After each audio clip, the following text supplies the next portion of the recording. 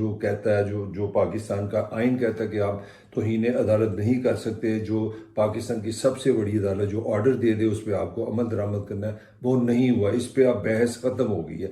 اب حکومت کے پاس جو انہوں نے طریقے کیے وہ الگ بحث ہے۔ انہوں نے انکار کر دیا کہ ہم یہ الیکشن نہیں کرا سکتے۔ الیکشن کمیشن نے کہہ دیا ہمارے پاس وہ ماحول نہیں ہے، حالات نہیں ہے، ہم الیکشن نہیں کرا سکتے۔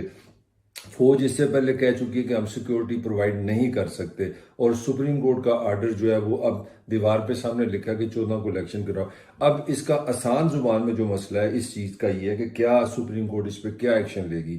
لاجیکلی عقل تو یہ کہہ رہی ہے کہ پاکستان میں توہین عدالت ہو چکی ہے، آپ نے عدالت کا فیصلہ نہیں مانا، اور کس نے نہیں مانا؟ اس کا نام ہے حکومت پاکستان۔ حکومت پاکستان کا چیف ایگزیکٹو کون ہوتا ہے؟ اس کا نام ہے شہباز شریف، اس کا نام ہے وزیر اعظم۔ اب سوال یہ ہے جو کہ ایک ہر بندے کے ذہن میں کہ کیا